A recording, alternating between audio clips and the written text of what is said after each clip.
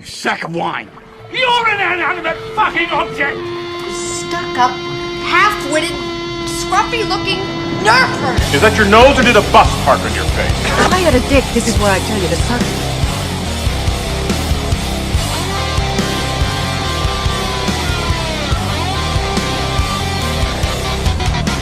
Happy Shark Week, everybody. It's 2024 Shark Week, and I haven't talked about a Jaws movie in a few years on this channel. Sadly, it's time to talk about Jaws: The Revenge, the fourth Jaws film, which came out in 1987 and has a 2% on Rotten Tomatoes. Why did I do this to myself? Still might be a better decision than some of the character decisions on The Acolyte. Guys, I'm here to roast Jaws: The Revenge. This inhabits a different section of the movie roasts. Most of these that I've done so far are either so bad they're good, so bad they're funny, or so bad I can't believe they got made. Jaws 4 encompasses something different. It is equipped with poor special effects, a really, really dumb screenplay, and just illogical inconsistencies. And I'm only making fun of it because it is so bad, it's bad. But in the way you can't believe it still got made. Because usually in that way, it's usually so bad it's good that you can't believe it got made. Jaws 4 is so bad, it's bad. So let's get to talking about Jaws 4, The Revenge, which takes place during Christmas time, by the way. Why? I have no idea. Who sets a shark movie during Christmas? Why is there a Christmas setting in a shark movie? Nobody is going to watch Jaws 4 during Christmas season. Not only because it's a bad movie, but nobody watches shark movies during Christmas season. I watch Pirates of the Caribbean in January because January is cold and Pirates of the Caribbean is awesome and it makes me think of summer days. Or I'm going to watch Pirates of the Caribbean or Jaws during Shark Week or something that remotely resembles the water in the summer because it's hot. That's when I want to watch these types of movies. Or if I'm feeling really cold like I do in January. I'm not watching Jaws: The Revenge at Christmas. Why? Why is the setting of a shark movie during Christmas? The first shot of the movie happens and it's a POV of the shark during the credits. It is stalking Amity. I think we know where this is going. And it's here where we think we are going to follow our main character, Sean Brody, who I will refer to in this roast as Discount Michael J. Fox, because that's what he looks like. He's the bargain bin, bargain basement, Dollar Tree version of Michael J. Fox. He really is. And of course, we bring Lorraine Gary back as Ellen Brody. Why? Because it's the final Jaws movie. We have to get the whole gang back, right? Well, no, Roy Scheider didn't come back, probably because he read the screenplay and thought it was absolute shit. Good for him, honestly. All the Brodies are back and they're converging. It's not the same actors that play the rest of the Brodies, but Lorraine Gary is back as Ellen Brody. Why? I have no idea why she signed on to this. I definitely wouldn't have. I mean, poor lady, man. And of course, the son, Sean Brody, is a police chief, just like his father in two of the previous movies, which I have to say this first of all. Jaws: The Revenge acts as a sequel to Jaws and Jaws 2 and disregards the events of the third movie. So the third movie technically doesn't even exist. It was even marketed as the epic finale to the trilogy with the tagline, "This time, it's personal." And we'll get into that more in a minute. But I'm focusing here on the fact that that's a giant continuity error. They had to retroactively make this the sequel to Jaws 2 and ignore the events of the third one. They couldn't even just give us that. They couldn't even just keep some simple continuity. Ugh. God, this is already a bad omen. It's boding poorly for this movie already. And he's dispatched out into the harbor to get this log that is apparently fallen into the harbor. And the world's slowest boat ride occurs. I mean, dude, you're in a police vessel. Can you speed it up a little bit? Maybe you should actually care about doing your job. And while he's trying to get that log out of the water, the first shark attack happens. Kind of. Because it's poorly edited. You see brief glimpses of the shark. And I really don't know what happens here. Did he get attacked? Did the boat sink? Did the shark attack the boat and miss Sean Brody?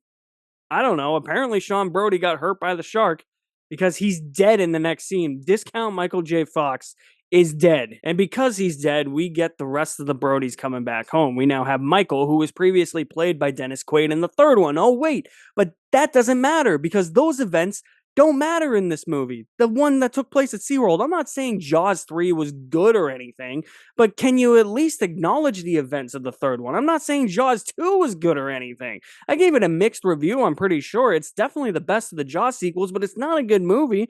Why does Jaws 2 now have to live in the shadow of this movie? I hate that. It makes Jaws 2 look even worse now. And the fact that he has a different occupation than he did in the third one just proves my point. So the Brodies come home and Michael goes to console Ellen on the beach and she says this. It came for him. What? It waited all this time and it came for him. She's insinuating and implying that the shark is coming after them. It's out for revenge.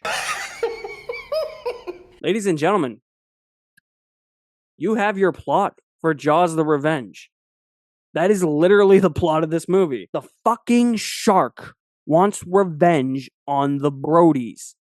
This shark just woke up with a vengeance one day and was like, I want that son of a bitch dead. I want him dead. I want you to get this fuck where he breathes. I want him dead. I want his family dead. I want his house burnt to the ground. I want to go to the middle of the night. I want to piss on his ashes. I cannot believe this script was written. And this time, it's personal. He wants them bitches dead. He's so hell-bent on chasing the Brodies and killing them because they killed his previous 3 shark buddies. Oh wait, 2 if you don't count Jaws 3, because that's not what we're doing here. And then Ellen says this. Hey, come on. You can't believe that voodoo. Sharks don't commit murder. They don't pick out a person. It picked out Sean. It killed your father. Dad died from a heart attack. He died from fear. The fear of it killed him. Not only ignore the events of the third one to create continuity issues, you don't know the lore of the movies. Why would Sheriff Brody die of a heart attack for the fear of another shark attack? He killed 2 of them in 2 of the previous movies. He did not die because he was scared of more sharks. This movie is so ass backwards. And then the infamous beach scene happens, where Michael just starts running. He takes off and just starts running. Mid-shot. No explanation. What is going on here? Did they not have enough dialogue to cover the scene? What in tarnation is happening in this scene? I cannot believe my eyes with this scene. I don't get it. Why? Hold on. Dead sprint. Nothing provoked this. Why? It's illogical, guys. Whoever wrote this script has the brain size of a pea. So now we're at Discount Michael J. Fox's funeral. And then this really awful looking flashback to Sean and his dad happens. And the archive footage looks like complete shit. I'm just gonna say that. This weird sepia tone, it doesn't fit with the rest of the movie. Just make it black and white. But they probably didn't know how to do that because they're cheap. And they thought they knew how to make a movie when they really don't. And it's a flashback using archive footage that doesn't even look like Roy Scheider. He looks weird. I don't know what's up with that footage, man. By the way, we are 15 minutes into this movie. I currently have 15 pages of notes. Basic math tells you that is 1 page of notes per 1 minute of screen time. Oh boy, we're gonna be here all day, guys. Basic screenwriting, though, it tells you that this movie sucks. It doesn't apply to Jaws 4. Remember that kitchen scene before when Ellen said that the fear of sharks killed Martin Brody, the sheriff? Yeah, I'm gonna reference that again because she was so adamant about her family staying away from the water in that scene. But what happens in the very next scene? Oh, they're on a ferry. In the water. Really? Really? Them staying out of the water should apply to everything, whether it's ferries or them in a plane going to the Bahamas flying over water. Is this family stupid or are they just dumb? And with little to no explanation, this family just decides to go to the Bahamas for Christmas. Everybody's singing Christmas carols in this. There's every other scene through the first 20 minutes It's always something that feels like it's building up to tension, and then it doesn't, because it just cuts back to people singing Christmas carols. I'm gonna reiterate, nobody's watching this at Christmas. Nobody is watching a shark movie during Christmas season, okay? Stop trying to tell me that it's Christmas in Amity and the Bahamas. It's not working. But they decided to go to the Bahamas, and they're in the plane with Michael Caine! Michael Caine? Michael Caine is in this movie? What the fuck, man? The fuck is Michael Caine doing in this movie? Michael Caine even hates this movie. Did you know that Michael Caine couldn't accept the Oscar for his win for Best Actor because he had to do reshoots for this movie? That sucks. Man, can you imagine just being associated with this movie? It's one of his paycheck movies. He has even gone on quote as to saying, in my best Michael Caine impression, I haven't seen the movie, but I bet it's terrible, but I have seen the house that the movie has built, and it is a glorious house. Yes, Michael Caine, I bet it is. You are a legendary bastard, and quite frankly, the only one that's trying. He knows exactly what type of movie he's in. That funeral scene, I gotta go back to it for a minute, because Lorraine Gary's acting in that scene is atrocious. Look at her trying to act sad. That is some of the worst acting I have ever seen. And I can't believe Michael Caine's in this movie. He's buried enough members of the Wayne family. But the family here just starts making more stupid decisions. He plays a guy named Hoagie, the pilot of the plane, and why does he bring the little granddaughter, who's probably 5 years old, into his lap in the front seat and have her start steering the plane and flying the plane? Then you go like this, and then the house gets warm. You want to go for a ride? They're supposed to be staying away from water. Ellen Brody is so concerned for their safety, but yet she's not concerned for the safety of the family when the little granddaughter is the one piloting the damn plane. So we arrive at the Bahamas, and the granddaughter is now on a pier, and she is swinging on a rope on a pier. I'm telling you guys, dumbest family ever. And why is Ellen only worried now? Where were you when she was piloting the plane? Hoagie literally had her in her lap 5 minutes ago.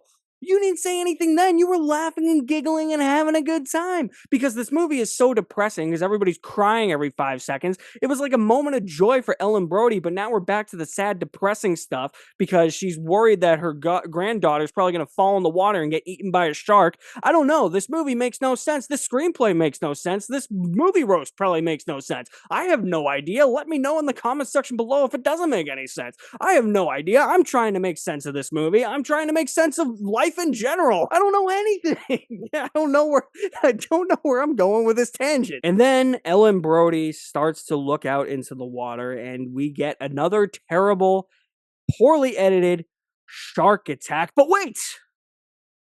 It's not a real shark attack. It's a premonition, a vision. Ellen Brody is psychic. No, she's not really psychic, but I mean, you would probably assume that by the movie. This movie already sucks enough anyway, so if they threw something like that in there where she was like some like 1,000-year-old witch or something that could conjure up sharks, I'd believe it. And then we see the full view of the shark. Like a full-on, underwater, deadpan view. In camera. Full-ass view of the shark. Why? Why? Do they not know what made Jaws so good? It's the fact that they had a mechanical shark. Spielberg was trying to make that shark work, and everything went wrong on that movie. That's what made Jaws so good. It wasn't because we saw the shark every 5 seconds. Spielberg literally had to maneuver his way around to keep the tension and the suspense up by barely showing the shark because it was a robotic shark. And it kept breaking. I don't know what's going on here. And then there's this scene. Take the wheel. No, I can't. Sure you can. No, I mean, I don't know how. Yeah, nobody does till they learn. What are you doing? Did I come here to watch a shark movie?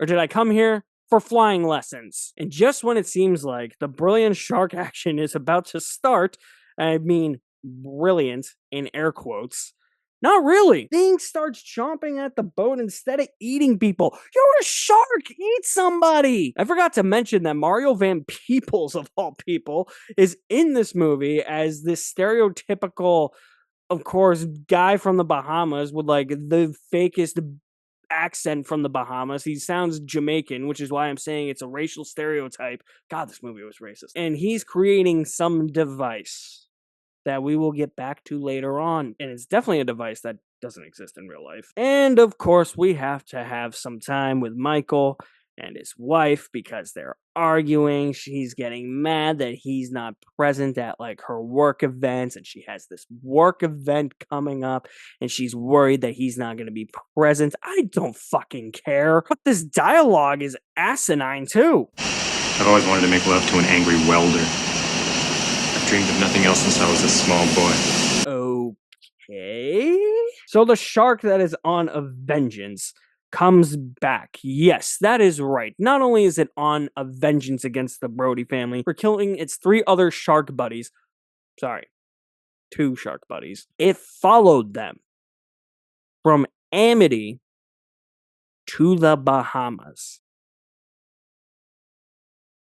The shark followed them across the ocean from Amity to the Bahamas. They probably got there in a day. I wonder how long it takes a shark to get there. The shark should be like 3 days behind them in pace. What the hell is happening? And there's another device that Mario Van Peebles' character Jake uses, and it's this weird looking harpoon thing that actually kind of looks like a bomb with a spear attached to the end of it. He throws it in the shark. This shark spends so much more time above water than it does in the water. I mean, do they really want to show off the really shitty robotic model of a shark that probably doesn't work? I mean, it can't even move its mouth. Its fin is going all back and forth like it's malfunctioning. I mean, why were you showing the shark? But more importantly, you could tell it's plastic. You could tell it's fake. You could tell it's a model shark. You could tell it's a robotic shark. At least make it look like it's a real shark. They did that with the original Jaws. The mechanical shark in the original Jaws looked like a real shark. That's how brilliant Steven Spielberg is. That's how stupid the director of this movie is. I don't even bother. I don't care to look it up. I don't care to look up who wrote this. I don't care to look up who directed it. And we keep getting scenes of Hoagie and Ellen trying to spark a romance. He takes her to this parade in the Bahamas. Listen, I thought this movie was about a shark attack. Okay, look, so far the only things that I've learned about are the shark has a vengeance against the family. It followed them from Amity to the Bahamas. Hasn't really attacked anybody. It's just kind of head-butted boats. We're more focused on flying lessons. We're more focused on Michael Brody arguing with his wife and her being pissed off at him that he's not present for her events. And now we're more focused on Hoagie and Ellen conjuring a romance.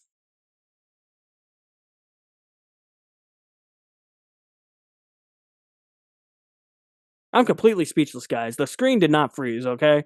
You did not have to adjust your monitors. You did not have to make sure that the status bar at the bottom was still playing. It was still playing. I just froze for a minute because I'm completely in shock about that. And this Hoagie and Ellen romance, I don't care. Nobody watching this movie is like, those two should get together. Nobody is saying that. Nobody cares. They dumbed down Ellen Brody in this movie. Hoagie's just stupid, but he's awesome at the same time because it's Michael Caine. Every other character is stupid, but you know who does care about this romance? Michael Brody. And he's still dumb about it. He's at odds with his mother for the whole movie because of this romance.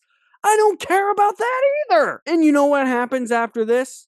Another dream sequence. Another one. I'll just let Siskel and Ebert explain the stupidity of these dream sequences. How about the next dream sequence? Another It's Only a Dream. I can't stand the dream sequences. Why do they do that in the movie? If there's anything that annoys an audience, it's the dream sequence. I hate that stunt. It's old, it's cheap, it's a lousy gimmick, and I wish they would stop doing it. So because Michael is a marine biologist, he and Jake are on like this team. They're doing research, and Michael goes down into the depths of the ocean, and he's in a submersible, and the shark finds him and starts attacking him in a poorly edited and shoppily edited sequence of the movie. He escapes, but the shark still thinks he's in the submersible, and he keeps headbutting the submersible. Why is a shark headbutting a vehicle? You have teeth. Like before, when you were just chomping at the boat, eat someone. And in this case, eat something. And he starts to chase Michael. This shark is like the most static thing ever. This is how you can tell it's robotic. It just swims in a straight line. It doesn't move back and forth. You don't see its fins going back and forth. It's just a straight, flat line with this shark. They really thought these special effects were great. Not even in 1987 were these things great when this movie came out. And these were shit in 1987. They'd be shit by today's standards. They'd be shit by standards when the dawn of film started. In what, like 1900, 1910? They made better movies in 1910 than Jaws: The Revenge. And it came out in 1987. Mark my words. And we're finally getting to the big finale. It's almost over, guys. Whenever I get to this part of the movie roasts, it's like, we're getting towards the end. Then I can actually breathe a little bit. And we get another shark attack. And look at how this shark attack is edited.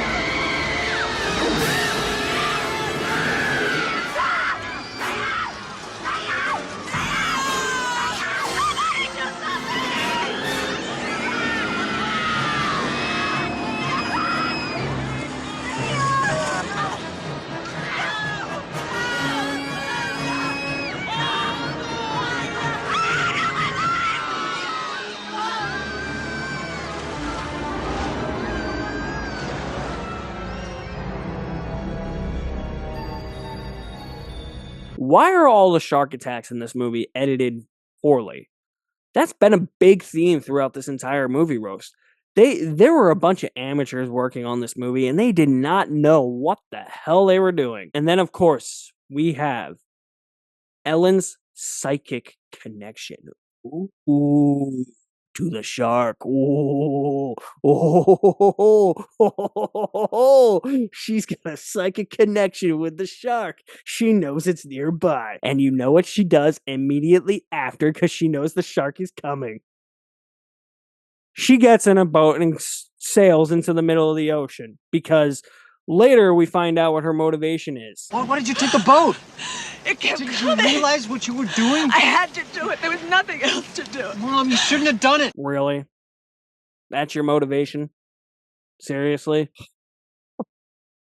Is it over yet? Why did Ellen get in a boat and sail into the middle of the ocean? The preschooler who wrote this movie thought that was smart, when it really wasn't. This preschooler, too, also has a wild imagination that we will talk about in a minute. So Hoagie, Jake, and Michael decide to get in Hoagie's plane and fly out to meet her, and they land in the water, and the shark starts attacking them, too, and you have the best line of the movie, probably one of the funniest parts of the movie, too, with Michael Caine. I laughed my ass off at that. That was funny as hell. Just the quick zoom and Michael Caine just going, oh shit. The plane sinks. It makes it look like Hoagie got eaten by the shark.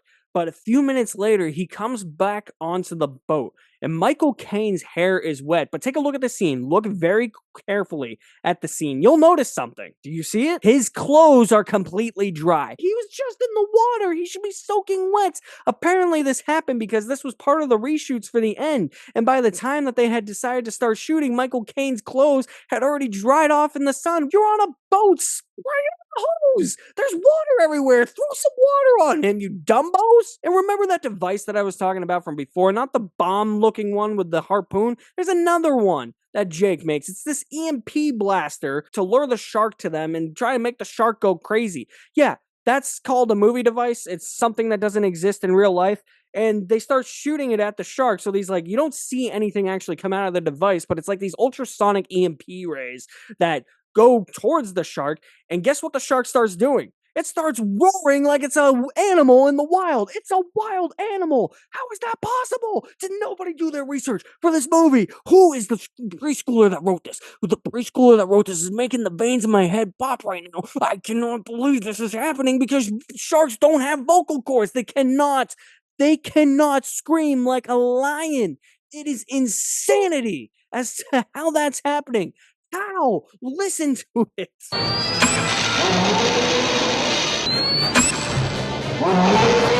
It's literally shrieking. After it's done shrieking, because sharks can't do that because they don't have vocal cords, it eats Mario Van Peebles, or at least Mario Van Peebles' stunt double. I mean, just look at that. It's horrible. And so then Ellen Brody takes charge of the boat, and she decides to ram the stern into the shark in what is obviously a reshot ending. You can tell by the way it's edited, because you have a huge ass scale model of the shark. And look at how many times this thing explodes.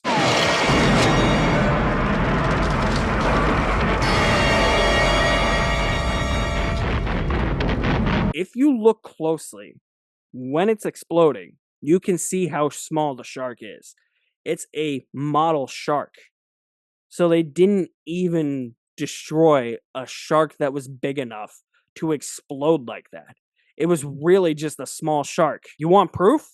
I'll show you proof.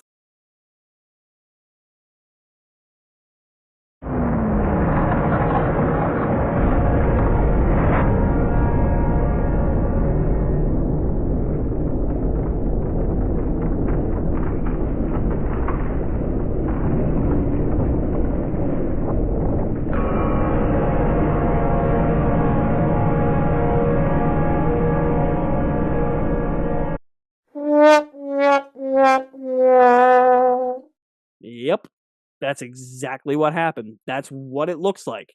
If you look closely, that is the exact size of the shark. That is what it looks like. It gets rammed and stabbed by the ship's stern. That's exactly what it looks like.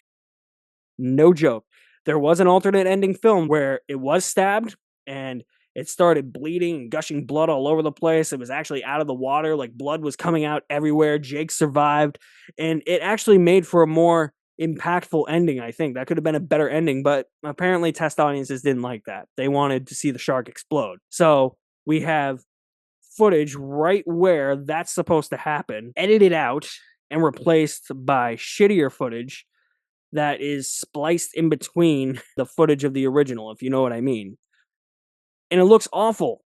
It looks awful in the final cut. Apparently, the original ending made it to TV broadcastings of this movie, and I'm curious to see if they will ever release it on Blu-ray. Like, I'm gonna get the Blu-ray. No, I'm not. I don't care.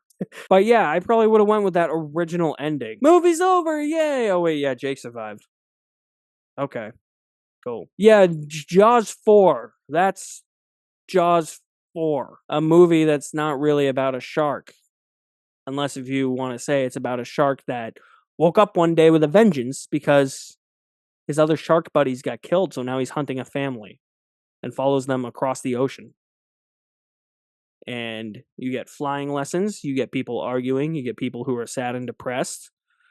Yeah, that's Jaws 4 in a nutshell. So thank you guys for watching yet again another movie roast. This one wasn't as fun to watch, I admit that. But, like, you just have to comment sometimes, even if it's so bad it's bad, on how poorly written or made it is. That's the reality with Jaws 4. So I can't wait to do more movie roasts for you guys. Stay tuned very soon for another one. You guys are the best. Thank you for watching. My name is Alex Madden, and I will see you at the movies somewhere.